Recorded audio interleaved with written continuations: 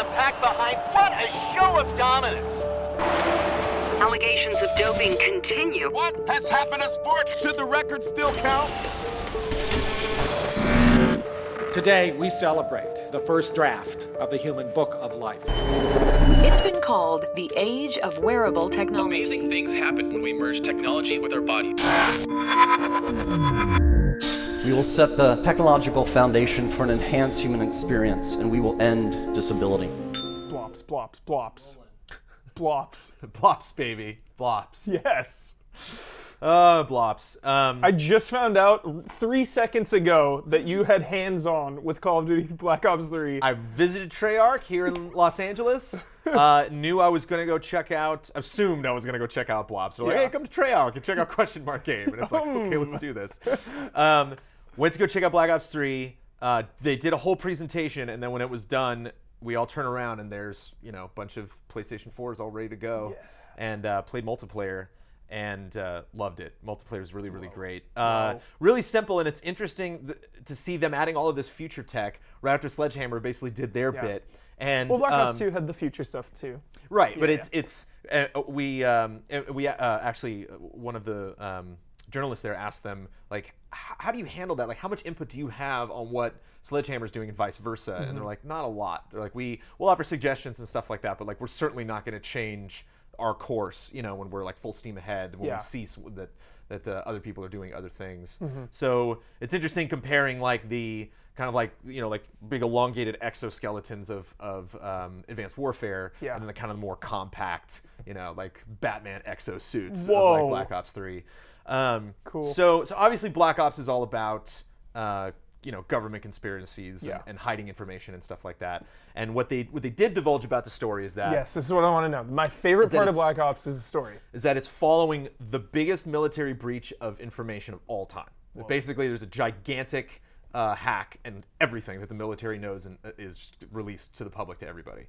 And so I don't know exactly what that means, like leading into the story. So yeah, it is set in the future. It is set after Black Ops 2. Yeah.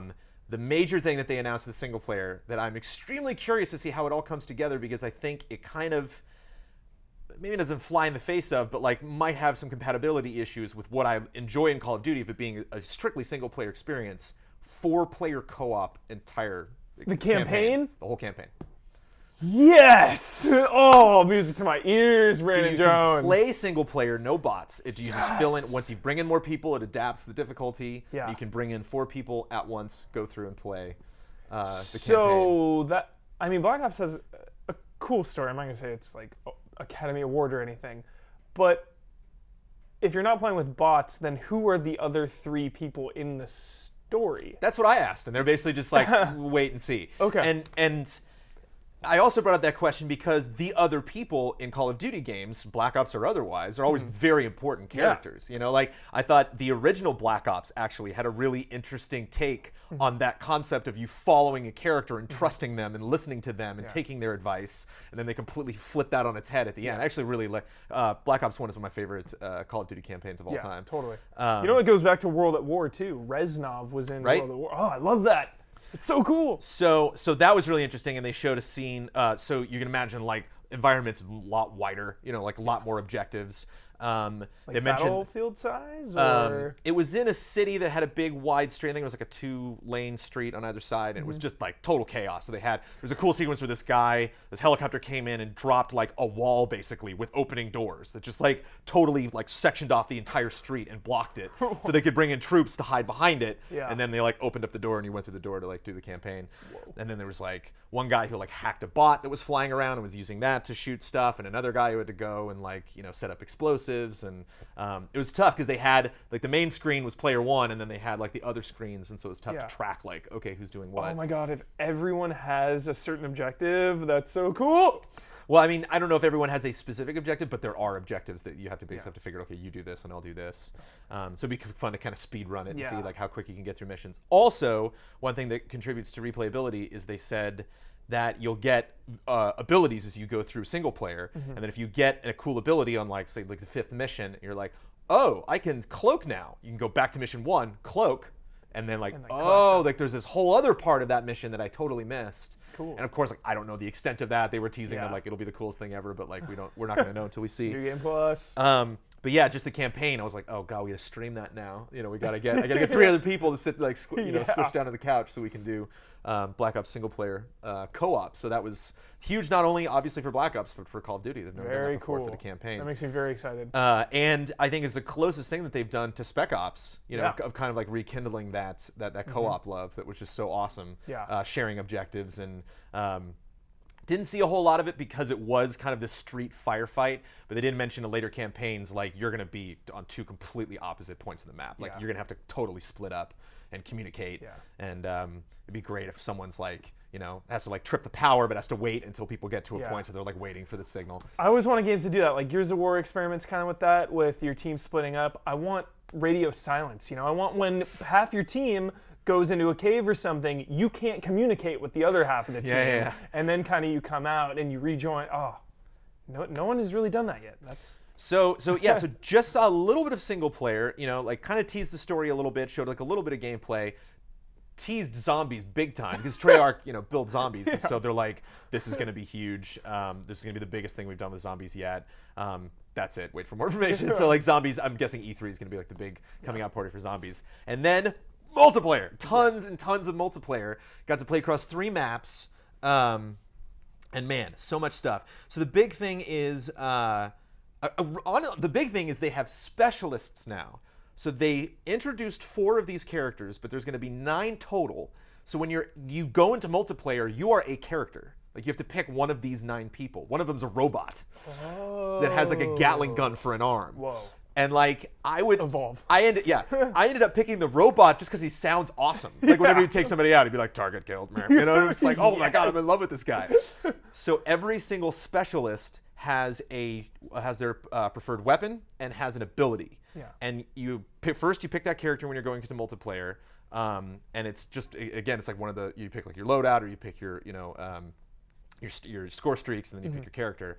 So you can either pick their weapon or you can pick their ability, and that's it. You can't pick both. Yeah. And so it was interesting because I'm like, oh, as a journalist, I should try everything. But like I hit that robot, I'm like, done. And he had a Gatling gun that just completely annihilated. Can multiple people be the robot? Yeah, so everybody on your team can be the same character. Yeah. Are there 9 total? That's going to be it, or Nine total. They introduced 4. Okay. There was a guy, and I could not help but notice, especially because they're both within the Activision umbrella, that a lot of the abilities were Destiny inspired. So one of the guys had, I don't remember what they called. They were like Quake sticks or something, and he was basically the Sentinel from. What's the guy that does the stomp in Destiny? The Guardian or whatever. Guardian or whatever. No, they're all called Guardians. But basically, that's just like that AOE stomp, which is perfect for like any kind of King of the Hill-ish mode. Yeah. Where you just like wait for everybody to bunch up and then jump off a building and plant those down. One of the characters' weapon was very similar to the hunter weapon in Destiny, where you charge it up and it's just like it's just a pistol, but it's just completely lethal. And it's cool because she has a robotic arm, because they said like if a human being tried to fire that pistol, they'd blow their arm off. So the fact that she has like a metal arm that can brace for the fire. It's a huge gun, or right? what? No, it's just like a regular pistol, but it's just like you charge it up, and then so there's a meter in the corner.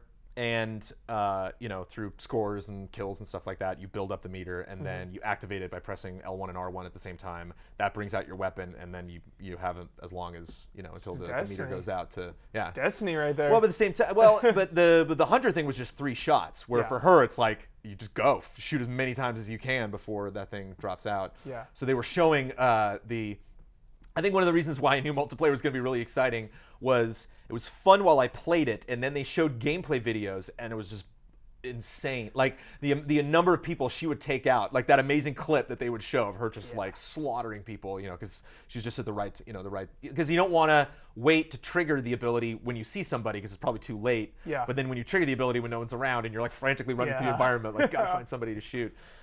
There was a ranged person that had a bow and arrow that you could draw back, and the further you drew it back, the more powerful it was. But obviously, the longer you draw it back, the more you're like in harm's way. Yeah. And then, like, for example, her special ability was to send out a ping so she could see people in the environment and show them to her teammates. So it's like that, trade-off. Do you want the bow or do you want that ability, or Cool. or one? Are or the there other? still kill streak stuff, so like UAV and stuff? Because that sounds like the UAV. There are score streaks, Yeah. so Okay. you get it for you're completing objectives and stuff like that. Yeah.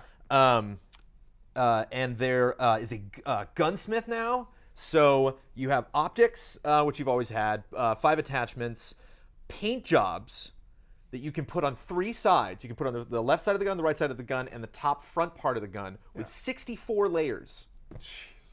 I never mess around with paint. I'm always just like, yo, black. It looks the coolest. So the gunsmith in the game is just bonkers. The stuff that Yeah. you can do. There's 2 things of camo that you can add to every gun, and every single attachment in the game. Yeah. Every single attachment has 2 cosmetic versions. Oh my gosh. That's the same exact update. There's not like, oh, one's better than the other. But if you just don't like the way that looks and you want to Yeah. pick another one, Can you that's customize your character? Like armors yes. and stuff? So that was one thing that we asked because, a lot of us were like bumping into the same character because they only had 4 specialists available. So like I kept seeing like, oh, there's the hunter a lot and there's the robot. And they were like, yeah, as you progress through multiplayer, you'll level up and you'll get cosmetic options that you can add to your character. Cool. But that weren't available in the game. And will be playable at E3 this year for the first time ever Wow. for Call of Duty. Wow. They're gonna, if you pre-order the game, you get beta access, first time ever for Call of Duty. So they're like way ahead on this game. Yeah. The third studio, Sledgehammer. Yeah, now. they're like, we really want, Yeah. they're like, we want, because we're ahead of the game, we really want to get it out there and get into people's hands. So all that's this is actually one of the first times on Just Play that I got to check my notes because there's just like so much to talk about. All that's pretty cool. The specialists were neat. I liked some of the specific weapons that they had. Again, like I just love that Gatling gun, which is interesting because if you fire with the right trigger, it'll start spinning and then it'll fire. But if you hold down the left trigger, it'll just spin. Cool. But Prime it'll slow you down while you're walking. So it was just like that trick where I'm like backing up guys while I'm going in the hallways. All that's pretty cool. Honestly, the coolest thing that they've added to multiplayer that it seems like a natural progression, but man, does it make a difference. And man, when I was watching the multiplayer videos, they had some things that was like, that must have been rehearsed, but at the same time, there's no way you rehearse that. The movement options are completely insane now. So you can wall run, which Titanfall did, but you can slide in any direction now. So you can slide back, you can slide to the side. You can chain stuff, so while you're like leaping over something, you can go straight into a slide. While you're sliding and wall running, you can shoot anywhere at any time. So like while you're sliding, you can completely move around 180 and shoot behind you, or you can shoot to the side. You can shoot while you're vaulting. Vaulting's like a lot easier. They have a jump, which is so hot right now in every shooter. Everybody's got to have little rocket jump. Yeah. But it's a meter, so you can tap it. So if you're like falling, you can do like little tap, tap, tap and like lower your fall. If you want to if you're jumping over something and you see a threat, you can like stop it and then move the analog stick in the other direction, hit it again, and while you're in midair, go in that direction. So it's basically the same as the other thing.